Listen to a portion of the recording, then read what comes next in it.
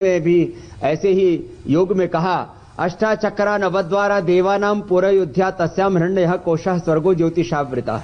इस शरीर में 8 चक्र हैं। मूलाधार रीढ़ की हड्डी के मूल में बाईं ओर से दाईं ओर से पिंगला, बीच से सुषुम्ना, रीढ़ की हड्डी के मूल से शुरू होता है मूलाधार, फिर स्वादिष्ठान, फिर नाभि के पीछे मणिपुर, फिर दोनों स्तनों के मध्य हृदय, फिर यहाँ विशुद्धि, यहाँ दोनों भ्रुओं के मध्य आज्या, यहाँ भ्रिकुटी और यहाँ सहस्रार। 8 चक्र हैं, 9 द्वार हैं इस शरीर में और 10वां द्वार योगियों का खुलता है। 72 करोड़ 72 लाख 10,201 नाड़ियां हैं और पंचकोश हैं, पंच प्राण हैं, पंच महाभूत हैं और यहाँ स्थूल सूक्ष्म कारण शरीर, इसको योग से हम संवारते हैं। जो आपने सबसे पहली बात कही कि आंख को ठीक रखने के लिए एक तो ये बहुत सरल सा उपाय है, पहली दूसरी उंगली के नीचे 1-1 मिनट यहां से दबाएं। आंखें बहुत इससे स्वस्थ हो जाती है। आंखों की भी एक इम्यूनिटी होती है, आंखों का भी इम्यून सिस्टम अच्छा होगा तो आंख में कोरोना का वायरस जैसे ही गया तो आंख भी उसको मारती है। इम्यूनिटी मतलब पूरे शरीर की इम्यूनिटी होती है। तो 1-1 मिनट यहां से दबाएं, इससे आंख में ऊर्जा पैदा होती है, शक्ति केंद्र है। फिर दूसरा, अनुलोम विलोम आंख के लिए बहुत जरूरी है।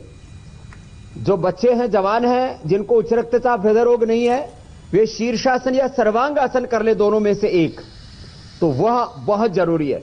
और एक बहुत जरूरी घरेलू उपचार, होम रेमेडी बता देता हूं, जो हमने लाखों ने करोड़ों लोगों पर आजमाई है। हमने नेत्रामृत से उसका नाम शुरू किया था, बाद में नेत्रामृत का किसी ने दूसरे ने पेटेंट ले लिया था, तो हमने अब उसको जो है वो नेत्र ज्योति जो हमारी, उसको दृष्टि नाम से हम वो औषधि देते हैं। मैं सबको बता रहा हूं इंडिया टीवी के माध्यम से, अदरक ले ले, इसका छिलका उतार लें और फिर इसका रस निकालें। सूखी भी अदरक होनी चाहिए, पानी नहीं होना चाहिए। तो अदरक का छिलका उतार करके इसका रस 1 चम्मच, अदरक का रस, नींबू का रस 1 चम्मच, सफेद प्याज का रस 1 चम्मच, ये 3 चम्मच रस हो गया। इसमें 3 चम्मच प्योर हनी मिला दें और यदि वो नीम के ऊपर लगा हुआ हनी होता है तो बहुत अच्छा माना जाता है। वैसे कोई पतंजलि हनी भी लेना चाहे तो ले सकता है, वो भी प्योर है। तो 3 चम्मच हनी, हल्दी का, अदरक का रस, नींबू का रस, प्याज का रस। ये कुछ लोग सोचेंगे शायद ये आंखें फोड़ने के लिए दवाई बता रहे हैं, आंखें बचाने के लिए। ये करोड़ों रोगियों पर हमने प्रयोग किया है और मैंने अपनी खुद आंखों में डाला है और इससे नेत्र ज्योति बढ़ जाती है, इससे कैटरेक्ट ग्लूकोमा दूर हो जाता है। जिनकी भी आईसाइट वीक है उनके लिए रामबाण है और किसी भी तरह से जिनकी आंखें कमजोर है उनको सबल बना देती है। तो ये तो आंख में जब डालेंगे जलन होगी क्या? 1 चम्मच 3 चम्मच शहद इसमें मिला के 1-1 बूंद आंख में डालें, बहुत अच्छी जलन होती है। ऐसा लगता है सूरज, चांद, तारे, सितारे सब जमीन पर उतर आए हैं, लेकिन उसके बाद एकदम जमीन आसमान सब कुछ साफ साफ दिखाई देता है और दिव्य दृष्टि खुल जाती है। जबरदस्त है ये दृष्टि जो मैंने बताई आपको, ये घरेलू रेमेडी है। तो ये आंख के लिए बहुत जरूरी है। अनुलोम विलोम प्राणायाम करें, हम जल नीति सूत्र नीति भी बताएंगे। तो जल नीति भी आंखों के लिए जबरदस्त होती है, इससे आंखें 100% अच्छी हो जाती है। फिर भी किसी की ज्यादा आंखें कमजोर हो तो आमल के रसायन 200 ग्राम, सप्तामृत रहो 20 ग्राम, मुक्ता शुक्ति 10 ग्राम, ये पाउडर मिलाकर के सब और 1-1 चम्मच सुबह शाम पानी के साथ खा लें तो आंखों के लिए जबरदस्त है। आंवला किसी भी रूप में, आमल के रसायन, आंवले का चूर्ण, त्रिफला चूर्ण, आंवले का मुरब्बा, आंवले की कैंडी, सर्दियों में च्यवनप्राश, गर्मियों में अमृत रसायन, किसी भी रूप में आंवले का सेवन, आंवले की चटनी, कोई भी रूप में आंवले का सेवन आंखों के लिए सर्वोत्तम होता है। ऐसी चीजें अगर आप आंख में डलवा रहे हैं स्वामी जी, आंख तो वैसे ही डर के मारे ठीक रहेगी, उसकी हालत खराब रहेगी, कल पता नहीं फिर यही चीज डलने वाली है, तो वो डर के मारे ठीक रहेगी। ये आंख की बात हुई, अब गले की बात करते हैं।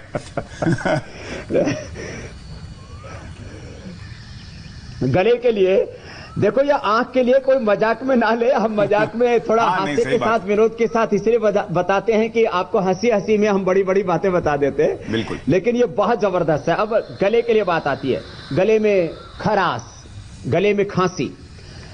मेरा इतना बड़ा अनुभव है गले के संदर्भ में, मैं लाखों घंटे बोल चुका हूं पिछले 40 सालों में और एक बार में मेरा गला खराब नहीं होता है। शुरू में खराब होता है तो मैंने कैसे ठीक है, एक तो प्राणायाम किया और मैं कभी भी ठंडा पानी नहीं पीता हूं। आज करीब 40 साल हो गए मुझे, फ्रिज का पानी तो पिया ही नहीं शायद एक बार भी, और थोड़ा गुनगुना पानी ही पीता हूं। ये मेरे साथ एक दमबेल रखी है। हम रोज एक चमत्कारी औषधि भी बताते हैं। बहुत कम लोगों को इसके बारे में पता है कि दमबेल का एक पत्ता ले लिया और उस एक पत्ते के अंदर, जो आप मेरे सामने देख रहे हैं, तो हमने ये बेल बड़ी हो जाती है और एक पत्ता ऐसा लेकर के और इसको अच्छे से साफ करके, ये मैंने साफ किया हुआ, इसके ऊपर पानी लगाया हुआ है, इसके अंदर एक काली मिर्च डाल दे। ये जो काली मिर्च होती है, ब्लैक पेपर सभी जानते हैं, तो काली मिर्च डाल करके और सुबह खाली पेट मात्र 3 दिन में ही मैक्सिमम लोगों का अस्थमा ठीक हो जाता है। इसको बस मुंह में ऐसे डाल करके। और ये तो आपने गमले में लगाया, इसका मतलब लोग घर पर लगा सकते हैं। मैं आपको इसलिए बता रहा हूं, घर पे लगा सकते हैं। और ये दमबेल दमा के लिए अचूक औषधि है, जिसको बोलते हैं रामबाण औषधि है, चमत्कारी औषधि है। 3 दिन के बजाय किसी को बहुत ज्यादा कफ कोल्ड हो, बहुत ज्यादा गले में खराश हो, तो 7 दिन भी ले सकता है, कोई 21 दिन भी ले सकता है। दमा नहीं रहेगा, कफ नहीं रहेगा, गले में खराश नहीं रहेगी। दूध में हल्दी उबाल करके पीने से, उसमें 3 से लेकर के धीरे धीरे बढ़ा करके 21 तक ले जा सकते हैं। इंस्टेंट रिलीफ के लिए मुलेठी भी खाते हैं, तो मुलेठी भी कारगर होती है गला साफ करने में। हाँ, वो भी मैं आपको बता रहा हूं। मुलेठी, काली मिर्च, मिश्री और लौंग को थोड़ा सा हल्का सा भून करके हल्का सा सेक लेते हैं लौंग को। तो लौंग, काली मिर्च, मुलेठी, अदरक को भी थोड़ा छील करके गले में डाल लेते हैं, उससे भी गला एकदम अच्छा रहता है। मुझे जब प्रारंभ में जब मैं बोलना शुरू किया और 10-10, 12-12 घंटे बोलने लगा, सुबह शाम दोनों समय शिविर, दिन भर में कार्यक्रम, तो मेरा भी थोड़ा एक बार गला बैठा, और गला बैठना बोलते उसमें आवाज आनी सी बंद हो जाती है। तो मैंने यही काली मिर्च, मुलेठी और मिश्री। नहीं, ये तो हम एंकर्स के लिए भी बहुत अच्छा है, क्योंकि हमें भी काफी देर बोलना पड़ता है, तो उसमें बहुत कारगर हो सकता है। लेकिन स्वामी जी, मीनाक्षी शिकायत कर रही है कि आज सुबह से आपने अभी तक कोई योग उनको नहीं कराया है। हाँ, योग भी करवाएंगे। ये खदिरादी बटी, लवंगादी बटी आप लोग अपने टेबल के ऊपर ही रखा करो। हाँ। और इसमें एक एक गोली मुंह में डाल करके चूस लिया करो। एंकरिंग के बीच बीच में फायदा हो जाएगा खुशान। और सबसे बड़ी बात है, देखो देखो, एक सुन लो बात। यदि आपका कफ बनता है, रेस्पिरेटरी सिस्टम कमजोर होगा, तो ये सभी चीजें होंगी। गला खराब होगा, आंख खराब होगी, कान खराब होगा, नाक खराब होगा। एक कफ का, कोल्ड का यहां सबसे ज्यादा असर होता है। कफ का असर आंख पर, नाक पर, कान पर, गले में होता है। वात का असर संधियों में होता है, पूरी नसनाड़ियों में होता है। और पित्त का असर आंखों पर भी आता है, पित्त आंखें लाल हो जाती हैं। और एसिडिटी होती है, तो यहाँ पित्ताशय में यहाँ पर असर होता है, और मलमूत्र में जलन होती है। तो वात, पित्त, कफ, ये जो त्रिदोष होते हैं वो कहाँ कहाँ प्रकोपित होते हैं, वो मैंने थोड़ा बताया। प्राणायाम 5 जरूर कर लें। जो 5 प्राणायाम करेगा उसको किसी भी प्रकार का कोई कफ रोग नहीं रहेगा, ना आंखें खराब होंगी, ना कान खराब होगा, ना नाक खराब होगा, ना गला खराब होगा, ना फेफड़ा खराब होगा। तो 5 प्राणायाम तो रोज कर ही लेने। एक बार थोड़ा कर ही लेते हैं थोड़ी देर के लिए।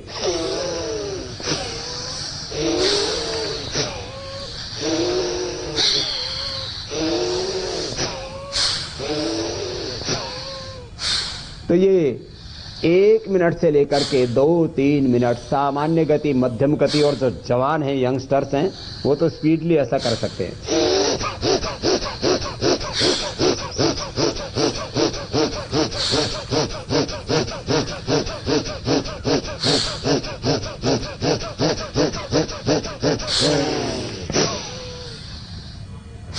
चाहे बलगम का भंडार हो, कुछ लोग सुबह से शाम तक जो है बतासे बनाते रहते, कफ फेंकते रहते उनकी गंगा यमुना बहती रहती है, वो सब ठीक हो जाएंगे भस्त्रिका करने से।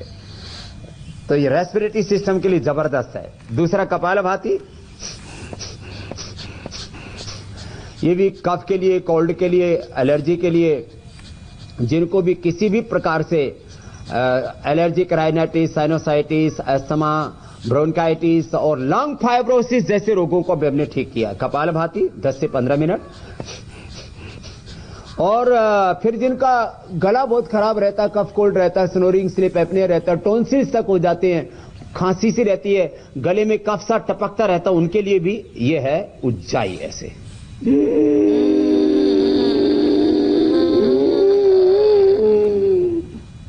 गले को टाइट करके सांस अंदर भर करके रोक के रखना, आधा से 1 मिनट तक रोक लेते हैं। यदि आप 1 मिनट तक रोक लेंगे तो जिंदगी में फिर कफ का रोग, गले की खराश, खांसी, नजला, ये कुछ हो ही नहीं सकता।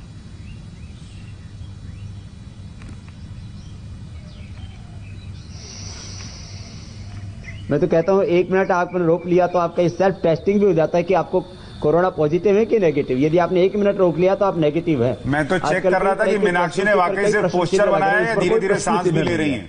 मीनाक्षी, आपने कितनी देर आप रोक पा रही थी? दिक्कत हाफ मिनट तो मैं कर लेती हूँ, 30 सेकंड कम से कम मैं कर लेती हूँ।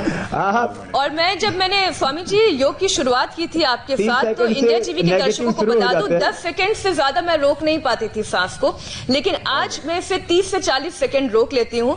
तो 1 मिनट का टारगेट है, बहुत जल्द ये भी पूरा हो जाएगा।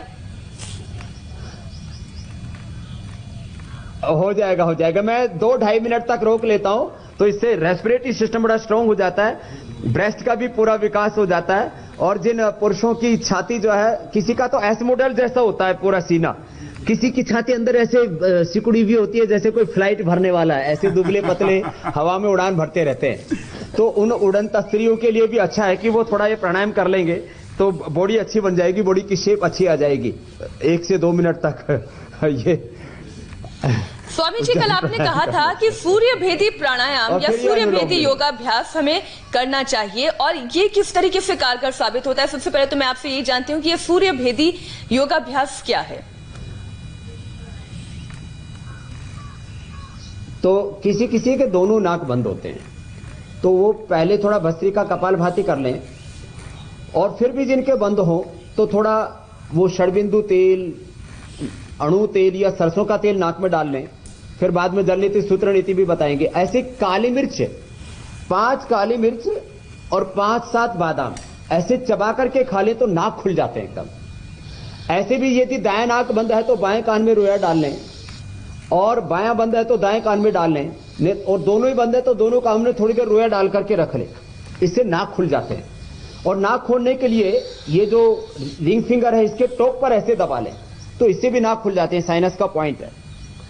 और थोड़ी देर जब आप कपालभाति और भस्त्रिका करेंगे तो नाक खुल जाएंगे। तो जैसे स्वामी जी मेरे इस वक्त दोनों नाक खुले हुए हैं। बायां चंद्र स्वर है, दाहिना सूर्य स्वर है। हाँ, आपका तो बैलेंस हो गया है ना, समत्वम योग उच्यते, बैलेंस हो जाता है।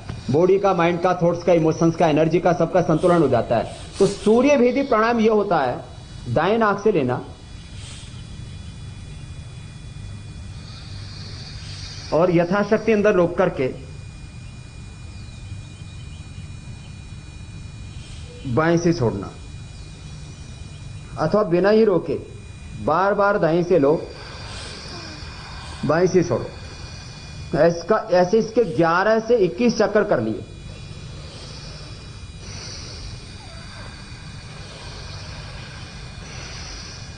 बार बार दाएं से लिया, पहले तो ऐसे ले, तो इससे पूरे शरीर में हीट पैदा होगी और इससे कफ, कोल्ड, सर्दी, जुकाम, कफ, नजला पूरी तरह से खत्म हो जाएगा। ये जबरदस्त है, सूर्य भेदी प्राणायाम इसको कहते हैं। जैसे कहते हैं बाहर का ये ब्रह्मांड है, ऐसे ये पिंड है, इसमें चंद्र है, ये सूर्य है, ये द्योलोक है, ये अंतरिक्ष लोक है, ये पृथ्वी लोक है, सारा ब्रह्मांड इस पिंड में है। तो सूर्य जैसी ऊर्जा हमारे सूर्य स्वर में होती है। ये दाहिना सूर्य स्वर है, बायां चंद्र स्वर है। तो ये दाहिने से बार बार लेना, बाएं से छोड़ना, और बाद में दाएं से लेकर के अंदर रोक करके रखना और बाएं से छोड़ना। ये सूर्य भेदी प्राणायाम है और इससे सारे कफ, कोल्ड, नजला की दिक्कतें, और कफ, कोल्ड, नजला के कारण से आंखों की समस्या, कानों की समस्या, गले की समस्या, खांसी की समस्या, और किसी किसी को ये नजला जब आंखों में उतर आता है तो आंखों पर चश्मा लगता है। ये नजला बालों में उतर आता है तो 25-30 साल में लोगों के बाल सफेद हो जाते हैं। और किसी किसी के गले में 24 घंटे कुछ रस्सा टपकता रहता है, बहुत खराब होता है उसमें। तो ये सारी चीजें दूर हो जाएंगी सूर्य भेदी प्राणायाम से। मीनाक्षी जी बहुत बढ़िया। और स्वामी जी मैं चाहूंगा, देखिए हमने आज 4 द्वारों की बात की थी, आंख और गले की हम बात कर चुके, नाक और कान बचा हुआ है। आप चाहेंगे कि हम कुछ और दर्शकों के भी सवाल ले लें, क्योंकि बहुत सारे दर्शक सवाल भेज रहे हैं, तो हम अगर अगले 2 द्वारों की बात करने के पहले 2-3 सवाल ले लें और फिर द्वार उन पर आ जाएं, तो मुझे लगता है दर्शकों के भी जवाब मिल पाएंगे, क्योंकि हजारों की संख्या में लोग सवाल भेज रहे हैं। एक सवाल रवि प्रताप सिंह का है, उन्होंने पूछा कि कानों में झिंगुर जैसी आवाज आती रहती है, वो योग के जरिए ठीक हो सकती है क्या? इसका कोई समाधान? हाँ, कान के अंदर जिसको ये आवाज आती है, तो एक तो ये लास्ट की अंगुली और उसके ये फिर ये कनिष्ठा अनामिका जो है, ये इसके देखो दोनों के मूल में यहां से ऐसे दबाएं तो इससे कान एकदम ठीक हो जाते हैं। फिर नाक में सरसों का तेल डालने से कान खुल जाते हैं। कान में लिक्विड डालने के लिए मना करते हैं अभी मॉडर्न मेडिकल साइंस में। वैसे हमारे यहां पर तो कान में भी हम थोड़ा तेल डालते हैं, लेकिन नाक में डाल लो तो कान अपने आप खुल जाते हैं। 1-1 मिनट दोनों हाथों में दबा लें। स्वामी जी, मेडिकल साइंस का तो नहीं पता, लेकिन बचपन में माँ ने नाक में और कान में दोनों में जम के सरसों का तेल डाला और फिलहाल नाक और कान दोनों ठीक है। इसलिए मैं बोलता हूं कि हम डालते हैं, लेकिन मैंने वो पक्ष बता दिया, एक वो भी एस्पेक्ट है। लेकिन कान में जो है तेल वो 1-2 बूंद डालने से कान बहुत अच्छा रहता है, ये एकदम सही बात है। लेकिन उसको फिर क्लीन करते हैं सावधानी पूर्वक। ये दोनों हाथों में 1-1 मिनट ये पॉइंट दबाएं एक्यूप्रेशर का। नाड़ी चिकित्सा इसको मर्म चिकित्सा कहते हैं। अनुलोम विलोम ये भी कान के लिए अच्छा है, लेकिन साथ में श्वास अंदर भर के ऐसे श्वास को रोक लिया। अब मुख तो बंद है, नाक में बंद कर लिए अंगूठे से और बीच की 2 उंगलियों से, और फिर श्वास को बाहर धक्का दिया तो गाल फूल जाते हैं और गालों के साथ साथ कान तक एयर का प्रेशर जाता है ऐसे।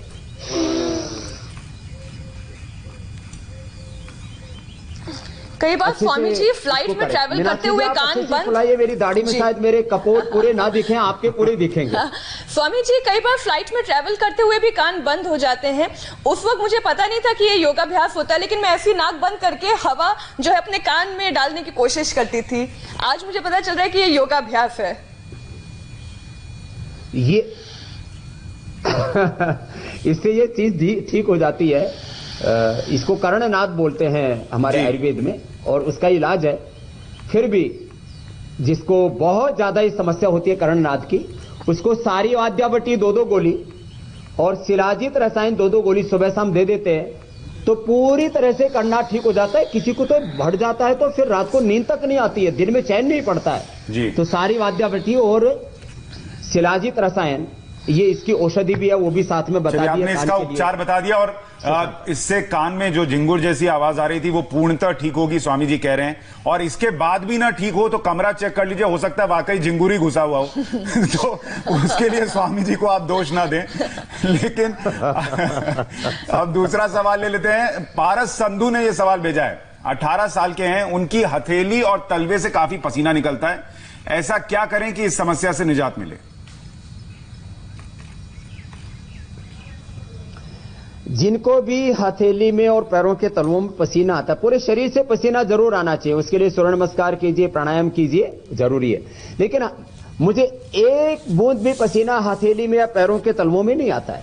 मेरे पैर एकदम साफ हैं, क्लीन है, हाथ भी एकदम साफ है और कोई इसमें पसीना नहीं है। लेकिन जिनके पसीने से हाथ भीने रहते हैं, माताओं बहनों को भी बहुत गिलानी होती है। ये जो भाई का प्रश्न है, ऐसे ये लाखों लोगों का प्रश्न होगा। तो 3 चीजें बता रहा हूं। पीपल, जिसके पीछे नीचे बैठ करके हम कल योगाभ्यास कर रहे थे, पीपल का पेड़ इधर पीछे है, तो ये पीपल के पत्ते, बेल के पत्ते जो शिव जी भगवान पर चढ़ाते हैं, पीपल के पत्ते, बेल के पत्ते और शीशम के पत्ते। शीशम का भी पेड़ पीपल के नीचे ये छोटा सा, तो शीशम के पत्ते, पीपल के पत्ते और बेल के पत्ते, इनके 5-5, 7-7 पत्ते लेकर के इनका शरबत बना करके पी लें। तो ये शीशम के पत्ते और बेल के पत्ते और पीपल के पत्ते, इनको घोट करके इनका रस बना लेते हैं, इसका शरबत बना करके पीते हैं, तो ये पसीने आने की समस्या पूरी तरह से खत्म हो जाती है। ये विशुद्ध रूप से एक घरेलू परंपरागत उपचार है। और साथ ही चंद्रभेदी प्राणायाम जो सूर्यभेदी हमने बताया था उसका उल्टा, बाएं से लेना बार बार, दाएं से छोड़ना, बाएं से लेना दाएं से छोड़ना। शीतली और शीतकारी, मुंह से श्वास लेना, नाक से छोड़ना।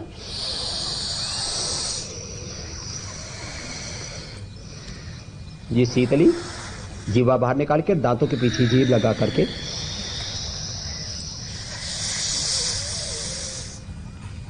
इससे पसीने आने की समस्या खत्म हो जाएगी। फिर भी किसी को बहुत पित्त बढ़ा हुआ हो, बहुत एसिडिटी पे, बहुत गुस्सा भी आता हो, तो वो लौकी का जूस, एलोवेरा का जूस, वीटग्रास जूस पी लेते हैं तो पूरे पित्त का प्रशमन हो जाता है। तो मैंने 2 तरह के घरेलू उपचार होम रेमेडी बता दी है, और जो है 3 उसमें अलग अलग पत्ते पीने के लिए बोला है, और 3 प्राणायाम भी बता दी है, चंद्रभेदी, शीतली, शीतकारी। बिल्कुल, इससे ये प्रॉब्लम। स्वामी जी 2 सवाल और जल्दी से लेते हैं, फिर हम अपने टॉपिक पर आएंगे जिनकी हम बात कर रहे थे, जिन द्वारों की।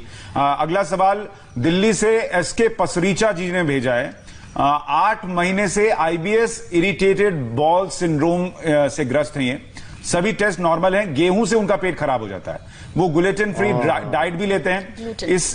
इसका इलाज क्या है? देखिए, ग्लूटेन फ्री डाइट मात्र से बात नहीं बनेगी। ये जो पेट की एलर्जी, किसी को श्वास की एलर्जी, किसी को स्किन की एलर्जी, अलग अलग आंखों की एलर्जी जो होती है, एनर्जी बॉडी में पूरी होनी चाहिए। तो उसके लिए एक तो प्राणायाम करें।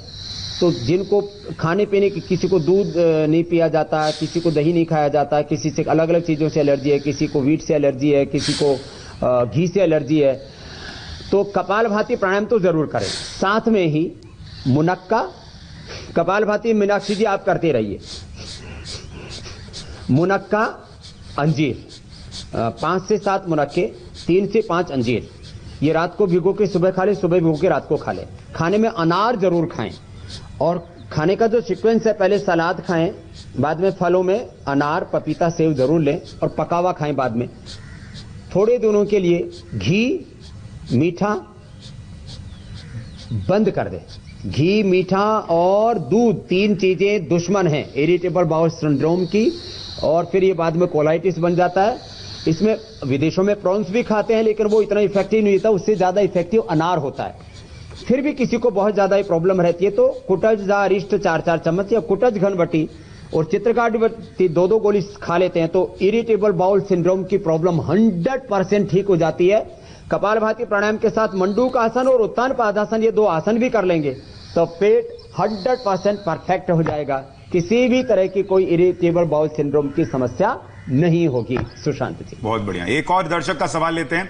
मनीष कुमार जी हैं, उनका सवाल है कि एंकिलोजिंग स्पॉन्डिलाइटिस उनको है, और उसकी वजह से आंखों में सूजन, यूवाइटिस भी हो गया है, आंख में तेज दर्द रहता है, रोशनी भी जा रही है, इसका उपचार क्या है? रोशनी के लिए तो अभी हमने बता दिया था, अदरक का छिलका उतार कर के रस, नींबू का रस, सफेद प्याज का रस, 1-1 चम्मच, 3 चम्मच शहद, वो दवाइयां बना लें, आंख में डालने, नहीं तो दृष्टि बनी भी हम भी देते हैं पतंजलि की ओर से भी, वो डाल लें। आमल के रसायन सप्तामृत रहो, मुक्ता शुक्ति का प्रयोग जो खाने के लिए बोला था वो कर लें, आंख का पॉइंट दबा लें, अनुलोम विलोम प्राणायाम कर लें। जो सर्वाइकल स्पॉन्डिलाइटिस पेन के लिए, सिब्रिस के लिए, शटिका के लिए हमने पूरा कोर्स बताया हुआ है। हाथों की ये एक्सरसाइज ऐसे ऐसे करने से लेकर के, और फिर उष्ट्रासन बैठ करके, उल्टे लेट करके भुजंगासन, सलभासन और धनुरासन, सीधे लेट करके मरकटासन, एकपाद उत्तान आसन, अर्ध पवन मुक्तासन, कंधरासन और कटी उत्तान आसन। तो एक दिन स्पाइनल कोड के लिए फिर भी दोबारा बता देंगे। पहले ये फेसबुक पर जाकर के, यूट्यूब पर जाकर के ये पूरा वीडियो देख सकते हैं। इंडिया टीवी के ही कार्यक्रमों के अंदर भी हमने बताया हुआ है, पहले के भी मेरे बहुत वीडियो पड़े हुए।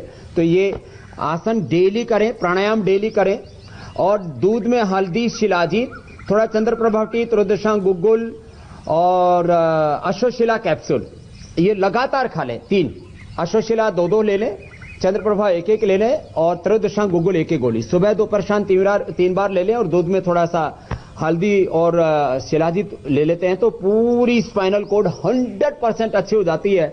और मैंने एंकिलोजिंग स्पॉन्डिलाइटिस से, एक बरेली का एक परिवार था, वो पूरी डॉक्टर फैमिली है उसकी, और उसमें पूरी फैमिली को मैंने अच्छा किया था। आज से 15 साल पहले की बात बता रहा हूं। उसके बाद मैंने बहुत लोगों का ये ठीक किया हुआ है। तो स्पाइनल कोड की सभी एक्सरसाइजेज जरूरी है। एक और सवाल है, शीतल जैन मुंबई में रहती हैं, उनकी उम्र 43 साल है।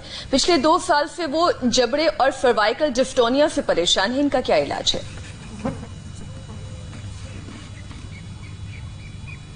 देखिए उसका भी इलाज तो वही है, और जिनके जबड़े में भी थोड़ा दिक्कत होती है तो ये जबड़े की भी एक्सरसाइज होती है, जो पहले हमें एक्सरसाइज बता चुके हैं स्पाइनल कॉर्ड की, तो वो तो वही करें। और फिर जबड़े के लिए देखो ऐसे एक्सरसाइज होती है, ऐसे मुंह खोलें बंद करें, ऐसे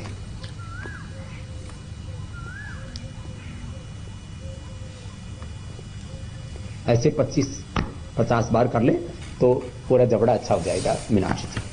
ठीक है स्वामी जी, अब जो हम कार्यक्रम की शुरुआत में चर्चा कर रहे थे कि आंख, नाक, कान और गले, इसको कैसे फिट रखना है। कफ कोल्ड के लिए एक तो घरेलू उपचार बता देते हैं। बहुत पुराना नजला हो, कितना ही कफ हो, तो 100 ग्राम बादाम, ये बादाम सबके, इसमें ममरा बादाम सबसे अच्छा माना जाता है। फिर कई तरह के बादाम मिलते हैं, अमरीकी बादाम भी मिलता है, जो है गुरबंदी बादाम भी मिलता है। तो 100 ग्राम बादाम, 20 ग्राम काली मिर्च और ब्लैक पेपर जिसको बोलते हैं, और 50 ग्राम ये खांड या देशी शक्कर डाल दे, जैगरी डाल दे।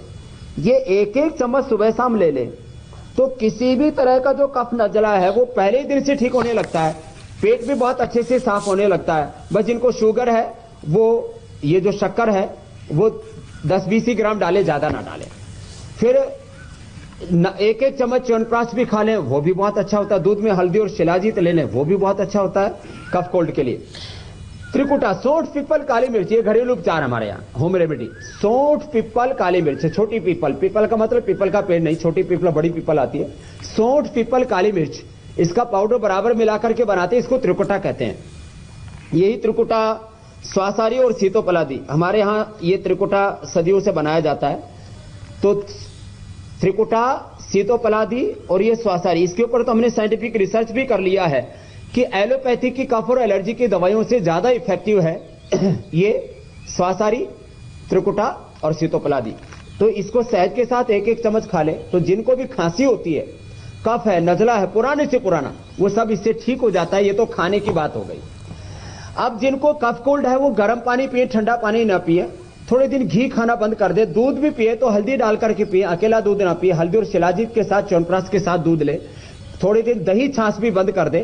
इस तरह से थोड़े दिन परहेज करेंगे तो ये चीज ठीक हो जाएगी। किसी की बहुत कोमल प्रकृति होती है तो शुरू में बादाम रोगनी डाले, अणु तेल डालें। फिर जिनको बहुत कफ कोल्ड रहता है, अंदर पॉलिप्स हैं, तो बाद में षडबिंदु तेल और अणु तेल डाल सकते हैं। तो गर्दन को ऐसे थोड़ा सा मोड़ लिया तो इसमें आराम से ये नाक के अंदर ये तेल ऐसे डाल देते हैं। तो ये भी हमारे यहाँ चिकित्सा मानी गई है। ऐसे दोनों नाकों के अंदर ये तेल डाल देते हैं। जिनको सिर दर्द हो तो बादाम रोगन डालना चाहिए। माइग्रेन पेन भी उससे ठीक हो जाता है। बादाम रोगन एक एक चम्मच दूध में डाल के पीना भी चाहिए। बस अब गर्दन सीधी कर देते हैं।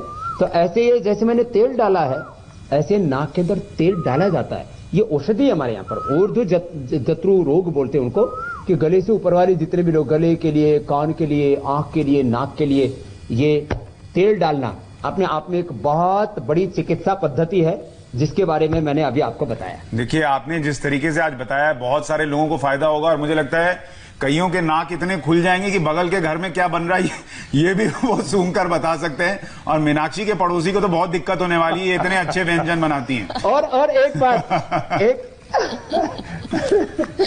एक बात सुशांत जी, ये जो कोरोना वायरस भी जब नाक में जाता है, गले में जाता है और ये रेस्पिरेटरी सिस्टम में फंस जाता है, तो ये सरसों का तेल जरूर नाक में डाल लें। कच्ची घानी का सरसों का तेल जो है, जो भी शुद्ध बना हुआ हो, और किसी को और ज्यादा शुद्ध चाहे तो पतंजलि का ले लो, और अच्छी बात है। ठीक है स्वामी जी, अब आखिर में आज आप तेल नाक में डालने से, सरसों का तेल खाने से, हाँ। अब राष्ट्र के नाम जो आप संदेश देते हैं उसका वक्त आ गया। कोरोना भी अंदर पेट में चला जाएगा, वो जगह मर जाता है जी। बस आज मेरा एक ही संदेश है, एक व्रत ले ले जीवन में, कि हमें सुबह सुबह उठ करके योग करना है। चाहे जैसी परिस्थिति हो, परिस्थितियां हर समय एक जैसी अनुकूल नहीं रहती हैं। अनुकूलता, प्रतिकूलता, सुख दुख, लाभ हानि, जय पराजय, मान अपमान, लाभ हानि, ये सब चलता रहता है, जीवन मरण।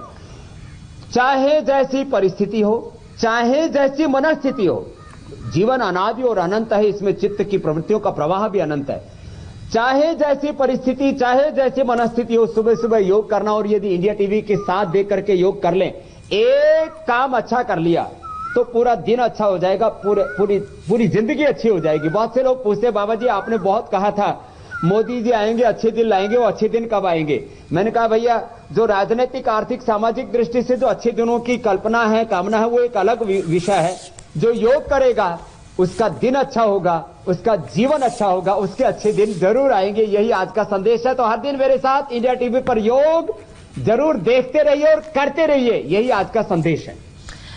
स्वामी जी, आपका ये संदेश घर घर तक पहुंच रहा है और जन जन इस वक्त कैसे हमारे साथ योगाभ्यास कर रहे हैं उसकी तस्वीरें भी हम बीच बीच में अपने दर्शकों तक पहुंचाते रहते हैं। मतलब सिंपल बाबा जी ये कह रहे हैं कि रोज इंडिया टीवी देखिए, आपके रोज अच्छे दिन आएंगे। सीधा सरल संदेश उनका ये है। अच्छे दिन आ गए, बल्कि कई लोगों के तो अच्छे दिन आने शुरू हो गए हैं जो योग कर रहे हैं। बहुत बहुत धन्यवाद बाबा जी हमारे साथ जुड़ने के लिए। नमस्ते।